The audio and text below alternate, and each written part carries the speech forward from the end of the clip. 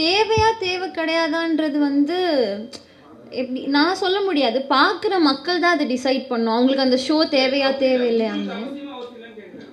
என் லைஃபுக்கு அது அவசியமா? ஒரு ஷோ நான் பண்ணிட்டு அதுக்கப்புறம் அது எனக்கு அவசியமே இல்லை அப்படின்னு சொல்கிறது வந்து தப்பாக இருக்கும். பண்ணுறதுக்கு முன்னாடி எனக்கு அது அவசியம் இல்லை அப்படின்னு சொல்லியிருந்தா அது வேறு விஷயம். ஆஃப்கோர்ஸ் பிக் பாஸ்னால நிறைய பேருக்கு என்ன தெரிஞ்சிருக்கு அப்படின்னு நான் நினைக்கிறேன். ஸோ தேவைதான் கண்டிப்பாக.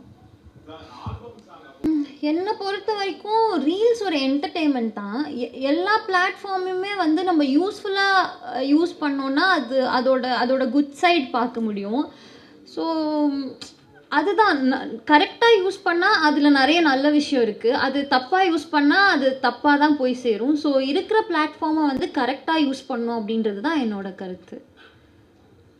என்ன தெரிஞ்சிருக்கு அப்படின்னு நான் நினைக்கிறேன். அங்கே ஒரு எபிசோட் கூப்பிட்டாங்க.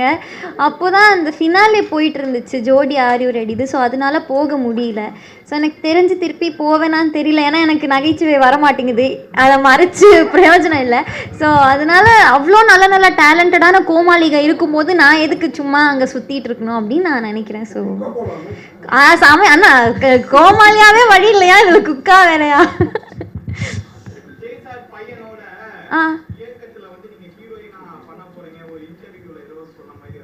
ஐயா அந்த இன்டர்வியூவை நல்லா போட்டு பாருங்க.